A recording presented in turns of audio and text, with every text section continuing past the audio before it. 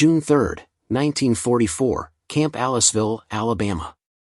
The smoke curling through the chain-link fence carried an aroma so rich, so impossibly complex that Hauptfeldwebel Klaus Reinhardt stopped mid-step on the dusty path between barracks.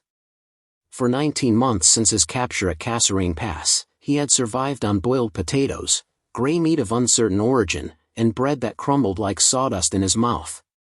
The scent drifting across the compound from the American Guard's mess area contained layers of flavor he couldn't identify, sweetness intertwined with char, spices he had no names for, fat rendering in ways that made his stomach clench with involuntary hunger. Before we jump back in, tell us where you're tuning in from, and if this story touches you, make sure you're subscribed, because tomorrow, I've saved something extra special for you. This was his first encounter with what the Americans called barbecue, and standing there in the Alabama heat with sweat soaking through his prison uniform, Klaus confronted something that would unravel every certainty he had carried across the Atlantic. Across dozens of prisoner camps throughout the American South that summer, the handful of German women auxiliaries captured in North Africa would face a culinary tradition that contradicted everything they had been taught about American primitiveness and cultural inferiority.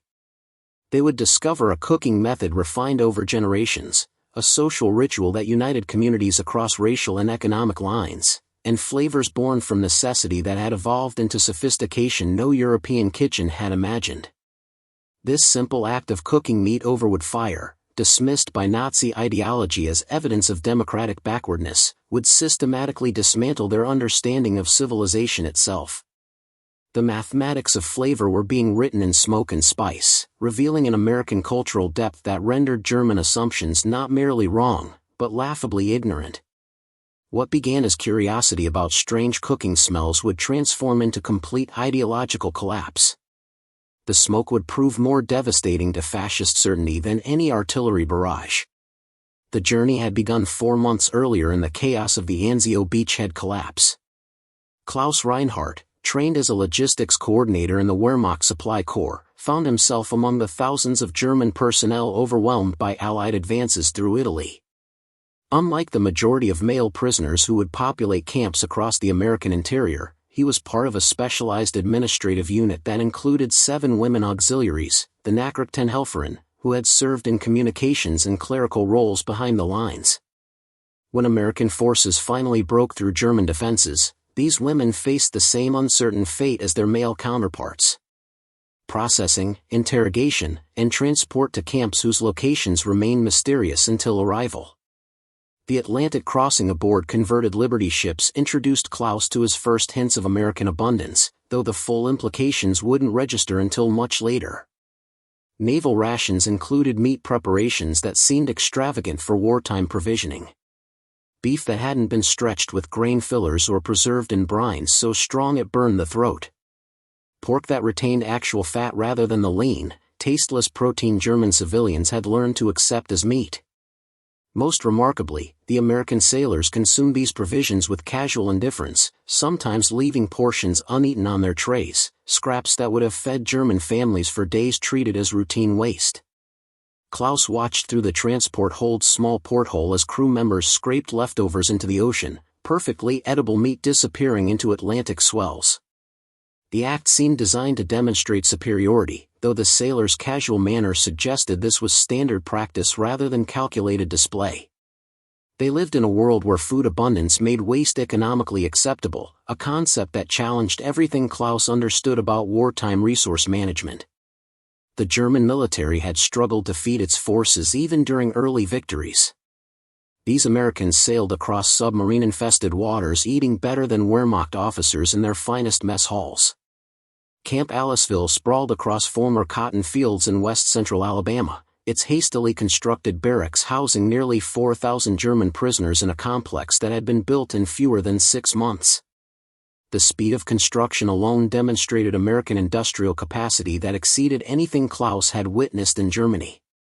The camp contained dedicated mess facilities, medical clinics with modern equipment, recreational areas with actual grass maintained for prisoner use, and administrative buildings where female prisoners were housed separately from the main male population. The infrastructure represented organizational thinking that prioritized prisoner welfare beyond minimal Geneva Convention requirements. The 7 women in Klaus's captured unit, housed in a converted officers' quarters at the camp's northwest corner, included Lieutenant Else Brenner, a signals specialist from Hamburg who had coordinated radio communications across North African operations. She carried herself with the rigid dignity of Prussian military tradition, her uniform always pressed despite camp conditions, her demeanor suggesting she considered capture a temporary inconvenience rather than fundamental defeat. The contrast between her maintained composure and the reality of their situation would make her eventual transformation all the more striking. The first encounter with American barbecue came not through direct experience but through sensory infiltration that couldn't be avoided or ignored. Every weekend, the camp's American staff prepared what they called cookouts, outdoor cooking sessions that filled the entire compound with smoke-carrying aromas unlike anything German prisoners had smelled before. The scent penetrated barracks, drifted across exercise yards, and lingered in clothing for hours afterward. It smelled of wood fire, certainly, but also of something caramelized and complex, sweetness that shouldn't exist in meat preparation, spices that triggered associations with exotic trade goods from distant colonies. Klaus found himself standing at the barracks window on Saturday afternoons, watching smoke rise from the American section of camp, trying to identify the components of that impossible smell. His background in logistics had included basic understanding of military provisioning and food chemistry. German field kitchens used standardized preparation methods designed for efficiency rather than flavor. Meat was boiled or occasionally roasted in large batches that prioritized caloric delivery over taste. The idea of spending hours cooking individual portions over wood fire seemed wasteful, primitive, inefficient. Yet the results produced aromas that made his carefully cultivated indifference to food collapse into primitive hunger. The explanation came from an unexpected source. Camp Guard Corporal James Washington, a black soldier from Mississippi who supervised the workshop where prisoners performed light manufacturing tasks, answered Klaus's carefully phrased questions about the weekend cooking with enthusiasm that suggested pride rather than mere explanation. He described barbecue as tradition passed through generations, cooking methods refined over decades of experimentation, flavor profiles that varied by region and family heritage. His grandfather had taught him to smoke pork shoulder for 16 hours using hickory wood cut from specific trees, maintaining fire temperature through techniques that required constant attention and expertise earned through years of practice. Klaus listened with growing confusion that masked deeper unease. This was supposed to be evidence of American cultural poverty, confirmation that democratic societies produced citizens concerned only with base pleasures and primitive satisfactions. Instead, he was hearing descriptions of culinary discipline that exceeded anything taught in German cooking schools. The corporal spoke of bark formation through careful temperature control, smoke ring development that indicated proper technique, fat rendering processes that took hours to achieve properly. He described flavor layering through dry rubs applied days before cooking, mop sauces applied during the smoking process, and finishing sauces whose recipes families guarded as precious secrets. The technical sophistication challenged assumptions Klaus had never thought to question. Nazi ideology taught that African peoples represented primitive stages of human development, that American racial mixing produced cultural degradation rather than advancement. Yet here was a black American describing culinary techniques that demonstrated scientific understanding of meat chemistry, temperature physics, and flavor development that German professional chefs hadn't articulated with such precision. The cognitive dissonance was manageable when confined to abstract description. It would become impossible to maintain when confronted with actual experience. July brought the first direct encounter with barbecue culture that would begin Klaus's transformation. American authorities had implemented work programs where prisoners could earn modest wages through labor at local farms and businesses facing wartime worker shortages.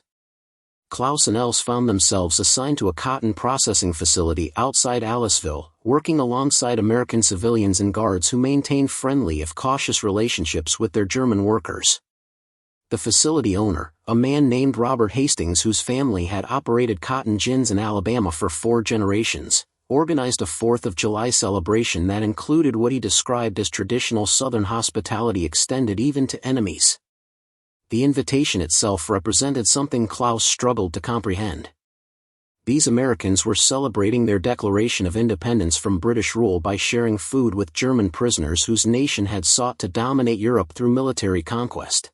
Preparing and narrating this story took us a lot of time, so if you are enjoying it, subscribe to our channel, it means a lot to us. Now back to the story.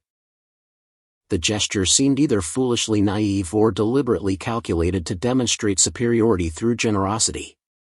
Klaus accepted because refusal would have appeared churlish, not because he expected anything beyond another demonstration of American excess designed to humiliate through abundance. The Hastings family farm sprawled across bottomland along the Tombigbee River, fields transitioning to oak groves where long tables had been arranged under ancient trees whose branches provided natural shade from Alabama summer heat. Smoke rose from a massive brick structure at the grove's edge, something Hastings called a barbecue pit that had been built by his grandfather using techniques learned from enslaved workers who had brought cooking traditions from West Africa and Caribbean islands. The pit measured 12 feet long and 4 feet wide, constructed from firebrick that retained heat while allowing smoke to circulate through chambers where meat cooked slowly over hickory and pecan wood. Klaus approached the pit with Else at his side, both maintaining the reserved dignity expected of Wehrmacht personnel even in captivity. Hastings greeted them with casual warmth that seemed genuine rather than performed, explaining the cooking process with evident pride in his family's tradition. He had started the fire at 4 that morning, establishing a cold bed that would maintain steady temperature throughout the day. Pork shoulders weighing 15 to 20 pounds each had been rubbed with spice mixtures the previous evening, dry seasonings that formed a crust during the long cooking process. The meat had been smoking for 8 hours when the prisoners arrived, fat rendering slowly while smoke permeated the muscle fibers, creating flavors that developed through chemical processes Hastings described with surprising technical precision. The first taste came as Hastings pulled meat from the pit, pork shoulder that fell apart under the slightest pressure from his fork, fibers separating to reveal interior texture unlike anything Klaus had experienced. The exterior was nearly black, a bark formed through caramelization and smoke deposition that looked burnt but tasted of concentrated complexity. Hastings placed portions on plates accompanied by white bread that seemed too plain to serve any purpose beyond bulk, and bowls of sauce that ranged from vinegar-thin liquid to thick, sweet concoctions colored deep red with tomato and spices.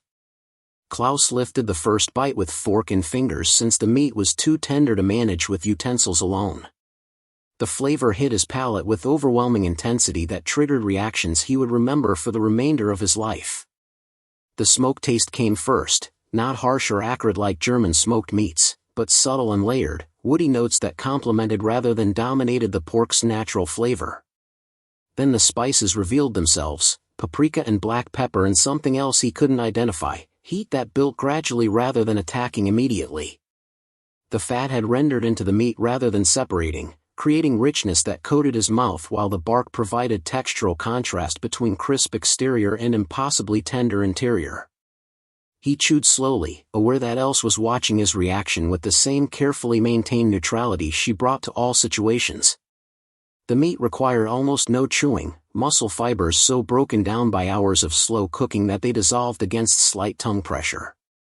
The flavors continued developing, sweetness emerging from the pork itself rather than added sugar, smoke notes that lingered long after swallowing. Klaus reached for the white bread, expecting it to serve as neutral palate cleanser. Instead, he discovered the bread's purpose was to absorb drippings and sauce, creating combinations that added new dimensions to each bite. The sauce selection represented another level of sophistication Klaus hadn't anticipated. Hastings explained that Eastern Carolina style used vinegar and pepper with minimal tomato, a thin sauce that penetrated meat rather than coating it. South Carolina mustard-based sauce added tangy complexity that complemented pork's richness. The thick, sweet Kansas City-style sauce contained molasses and tomato in balanced proportions that created coating thickness while maintaining flavor balance. Each represented regional tradition refined through generations, variations that suggested American culinary diversity rather than the primitive uniformity Nazi ideology had promised. Klaus tried each sauce in turn, discovering how they altered the eating experience while allowing the meat's inherent qualities to remain primary. The vinegar sauce brightened the pork's richness, acid cutting through fat while the pepper added heat that developed gradually. The mustard version provided sharpness that contrasted with smoke sweetness. The thick tomato sauce created almost dessert-like sweetness that somehow worked with the savory meat, balance that shouldn't function but did. He had been trained to believe American food culture consisted of bland excess without technique or refinement. This single plate of barbecue demolished that assumption completely. Else maintained her composure through the first few bites before Klaus saw her facade crack slightly, eyes widening in response to flavor intensity she couldn't hide. She had been captured while serving in Rommel's headquarters staff, a woman whose loyalty to Nazi ideology had survived military defeat through conviction that German cultural superiority remained intact despite battlefield losses. Now she sat under Alabama oak trees eating food prepared by Americans she had been taught to dismiss as culturally inferior, and her face revealed the cognitive dissonance that would eventually break her certainty entirely. The other foods accompanying the barbecue represented their own education and Southern culinary tradition. Coleslaw made with vinegar dressing rather than the mayonnaise-based versions Klaus vaguely remembered from peacetime Germany, the acid providing palate cleansing between bites of rich pork. Baked beans slow-cooked with bits of pork and brown sugar, creating savory sweetness that complemented the main meat. Cornbread with crispy edges and tender interior, grain preparation that elevated simple ingredients through technique that required precise temperature control and timing. Each side dish demonstrated attention to detail that contradicted assumptions about American cooking as mere abundance without artistry. Hastings explained the barbecue tradition with evident passion that transcended simple recipe transmission. He described how enslaved Africans had brought cooking techniques from their homelands, methods of slow cooking tough meat cuts over wood fire that European colonists hadn't practiced. Caribbean influences had contributed spice combinations and sauce preparations that blended African, Native American, and European ingredients into distinctly American creations. The tradition had evolved through necessity first, making tough, cheap meat cuts palatable through extended cooking and careful seasoning, then refined into sophisticated cuisine as techniques passed through generations of cooks who improved methods through constant experimentation. The history lesson delivered its own ideological challenge. Klaus had been taught that American culture was shallow precisely because it lacked the deep European traditions that gave German civilization its superiority. Yet here was culinary tradition with roots extending back centuries, techniques refined through the same generational transmission that Europeans claimed as evidence of their cultural depth. More disturbing, the tradition had emerged from the very racial mixing that Nazi ideology condemned as degradation.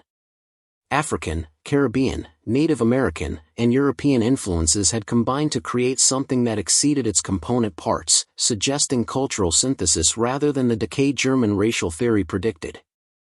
As the afternoon progressed and Klaus consumed more barbecue than his shrunken stomach could comfortably process, he observed interactions between Hastings' family members and their guests that revealed another challenge to his understanding. Black and white Americans mingled with casual ease that suggested regular social interaction rather than the rigid separation Nazi propaganda had promised characterized American racial relations. Corporal Washington, the guard who had first described barbecue technique, stood near the pit discussing temperature control with Hastings's son. Both men focused on technical details of their shared expertise without apparent consciousness of racial boundaries German ideology insisted would prevent such interaction. The cognitive dissonance became almost painful when Washington took over pit duties, demonstrating techniques Hastings acknowledged were superior to his own family's methods. A Black American possessed expertise that white Americans deferred to and learned from, relationship dynamics that shouldn't exist according to everything Klaus had been taught about racial hierarchy. The scene suggested that American racial attitudes, while clearly complex and often troubled, didn't prevent the kind of cultural transmission and mutual respect that produced excellence. The barbecue itself stood as evidence that cultural synthesis across racial lines could create rather than destroy, build rather than degrade. Else spoke quietly as they prepared to return to camp that evening, her words chosen carefully to avoid explicit acknowledgement of what they had experienced. She commented on the technical sophistication of the cooking methods, the chemical knowledge required to achieve proper smoke penetration and fat rendering, the flavor complexity that exceeded anything available in German restaurants even during peacetime abundance. Her tone remained neutral, academic, as though she were filing intelligence reports rather than admitting that fundamental assumptions had been challenged. Klaus recognized the strategy because he was employing it himself. By focusing on technical aspects, they could avoid confronting the deeper implications of what Southern barbecue represented. August brought expanded opportunities to experience barbecue culture beyond the single July gathering that had first cracked Klaus's ideological certainty. Work assignments took him to various locations throughout western Alabama where barbecue appeared not as special occasion luxury but as regular social practice woven into community life. At a church fundraiser in Livingston, he witnessed families contributing entire smoked hogs to feed congregations that crossed economic boundaries he had expected would divide American society. Wealthy merchants ate alongside tenant farmers, all consuming meat prepared through techniques that required days of preparation and would carefully selected for specific flavor contributions. The pastor explained that barbecue served as social equalizer in ways that challenged Klaus's understanding of class structures. Rich and poor alike appreciated properly smoked meat. Expertise in preparation commanded respect regardless of the cook's economic status, and the communal nature of barbecue events created temporary spaces where normal social hierarchies relaxed. Klaus watched a black pitmaster direct white assistants in fire management, his authority derived from superior knowledge rather than social position, and saw wealthy landowners defer to his judgment on when meat had reached proper doneness. The inversion of expected power dynamics suggested American social arrangements were more complex than Nazi propaganda had portrayed. September work assignments at a timber operation exposed Klaus to the industrial systems supporting barbecue culture throughout the South. He observed hardwood harvesting specifically designated for smoking meat. Entire forests managed to provide hickory, oak, pecan, and other woods prized for their flavor contributions. The operation processed thousands of cords monthly, distributing to restaurants, home users, and commercial smokehouses that supplied regional markets. The scale revealed barbecue was an isolated tradition but supported by supply chains that demonstrated economic sophistication equal to any German industrial operation. The timber operation's owner, a man named Thomas Blackwell whose family had supplied smoking wood for 3 generations, explained market dynamics that challenged Klaus's assumptions about planned versus market economies. Prices for different wood varieties fluctuated based on demand, quality variations commanded premium payments, and competition between suppliers drove innovation in harvesting and processing methods. No central authority allocated resources or determined production quotas. Individual businesses made independent decisions that somehow resulted in adequate supply reaching every corner of the South. The voluntary coordination exceeded anything German economic planning had achieved despite totalitarian control and unlimited coercion. October brought the State Fair in Birmingham, where Klaus and other prisoners provided security labor under American Guard supervision. The fairgrounds contained an entire section dedicated to barbecue competitions where pitmasters from across Alabama competed for recognition and modest cash prizes. Klaus observed judging procedures that evaluated meat on technical criteria he wouldn't have imagined applicable to cooking. Judges assessed smoke ring depth using rulers, measured bark thickness with calipers, evaluated tenderness through standardized pulling tests that quantified texture with scientific precision. The formalization of what he had dismissed as primitive cooking revealed systematic knowledge that exceeded casual tradition. The competition entries demonstrated regional variations that suggested cultural complexity rather than the uniformity Klaus expected from American democratic leveling. East Alabama pitmasters favored pork with heavy smoke and minimal sauce, letting meat quality and technique stand without sweet coating. West Alabama entries featured thicker, sweeter sauces that created caramelized exteriors while maintaining tender interiors. North Alabama competitors introduced chicken and beef preparations that expanded beyond pork traditions, creating fusion techniques that borrowed from Texas and Memphis traditions while maintaining Alabama character. Each variation represented legitimate approach refined through generations, suggesting American regional diversity that contradicted assumptions about cultural homogeneity. The psychological impact intensified when Klaus encountered German prisoners who had arrived in earlier transports and already experienced months of exposure to barbecue culture. They spoke with almost religious fervor about flavor experiences that had transformed their understanding of American society.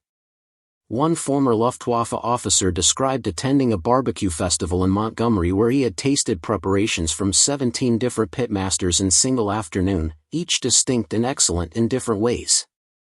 Another prisoner, a former U-boat crewman, explained that he had learned basic smoking techniques from American guards and now prepared weekend barbecue for fellow prisoners using improvised equipment that produced results exceeding anything available in German military kitchens. The normalization of expertise among prisoners revealed how completely barbecue had penetrated camp culture. Men who had arrived as convinced Nazis now discussed smoke ring formation and rub composition with the same technical precision German engineers applied to mechanical problems. They had absorbed not just appreciation for good food but understanding of the systematic knowledge underlying barbecue excellence. The transformation suggested American culture possessed depth that could be transmitted and learned, contradicting claims that democratic societies produced only shallow materialism without substance worth preserving. November brought Thanksgiving celebrations where American families throughout Alabama opened their homes to German prisoners through programs designed to demonstrate democratic values. Klaus found himself guest at the home of William and Martha Cooper, farmers whose sons served in the Pacific Theater fighting against Japan. The Coopers prepared turkey using smoking techniques borrowed from pork barbecue traditions, creating poultry with flavor complexity Klaus had never imagined possible. The meat retained moisture through careful temperature control while smoke penetrated without overwhelming the turkey's delicate flavor. Accompanying dishes included smoked ham, barbecued chicken, and beef brisket prepared Texas style that Martha had learned from relatives who had migrated west during Depression years. The meal's abundance overwhelmed Klaus less than the Cooper's casual explanation that this represented normal holiday celebration rather than special display for prisoner guests. They described previous Thanksgivings with similar variety and quantity, suggesting the current meal reflected reduced scale due to wartime rationing rather than enhanced presentation. The idea that American families regularly consumed such quantities of carefully prepared meat challenged Klaus's understanding of resource allocation during total war. Germany had mobilized every citizen and controlled every economic input toward military purposes. These Americans maintained civilian luxury while simultaneously supporting military operations across two hemispheres. William Cooper explained his farming operation with matter-of-fact pride that revealed deeper truths about American agricultural capacity. His family raised hogs specifically for barbecue markets, breeding programs selecting for fat marbling and meat texture that optimized smoking results. Feed formulations included specific grains that influenced pork flavor profiles, creating subtle variations that discriminating consumers could detect. The sophistication challenged assumptions that American farming was merely large-scale application of European techniques. Cooper described genetic selection, nutritional science, and market analysis that exceeded anything Klaus had encountered in German agricultural literature. December brought Christmas celebrations that delivered final demolition of Klaus's remaining ideological certainty. Camp Aliceville hosted community gatherings where local churches and civic organizations provided holiday meals for prisoners that exceeded anything Klaus had experienced even during Germany's peak prosperity years. The barbecue selections alone represented more meat than German families consumed in months. Whole hogs smoked to perfection, beef briskets that required 16 hours of careful temperature management, smoked turkeys and chickens, and even fish that demonstrated techniques' versatility across protein types.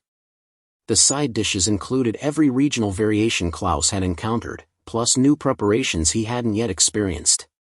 Elle sat beside him during the feast, her maintained composure finally cracking as she consumed barbecue that exceeded every previous encounter. She spoke quietly about the technical knowledge required to achieve such consistent excellence across dozens of different meats, the coordination necessary to prepare such quantities simultaneously, the supply chains that delivered proper wood and spices and equipment to thousands of pitmasters throughout the South. Her voice carried defeat rather than appreciation, acknowledgement that everything she had believed about American cultural poverty was demonstrably false. The barbecue had accomplished what battlefield losses couldn't, breaking ideological certainty through irrefutable evidence of democratic civilization's depth and sophistication. As 1945 arrived and war news brought reports of German collapse on all fronts, Klaus faced the cruel irony that his transformation was complete precisely as his homeland faced destruction. He understood now that American strength came not from military superiority alone but from cultural systems that produced excellence through voluntary cooperation and competitive innovation. The barbecue tradition embodied principles that Nazi ideology had declared impossible: racial synthesis creating rather than destroying, market competition driving quality improvement rather than chaos, regional diversity strengthening rather than fragmenting national culture. Every perfectly smoked pork shoulder represented refutation of totalitarian certainty. Every complex sauce recipe demonstrated knowledge that couldn't be stolen or replicated because it emerged from free societies that fascism had condemned. The final gathering occurred in April as American authorities prepared prisoners for eventual repatriation to devastated Germany. In Camp Aliceville's main yard, a farewell barbecue brought together prisoners and guards who had spent years in strange proximity, enemies who had somehow become something more complex than simple adversaries. Klaus stood watching smoke rise from the pits, inhaling aromas that would haunt him through decades of European reconstruction. He had tasted American civilization and found it rich beyond imagination, complex beyond replication, sophisticated beyond anything Nazi ideology had prepared him to recognize. The smoke had revealed truth more devastating than any propaganda could convey: that freedom produced excellence, that diversity created strength, that democracy could achieve what tyranny never would. He was returning to Germany carrying knowledge more valuable than any military intelligence, understanding that paradise was possible, that abundance was achievable, and that the flavors he would never forget were real. Up next, you've got 2 more standout stories right on your screen. If this one hit the mark, you won't want to pass these up. Just click and check them out.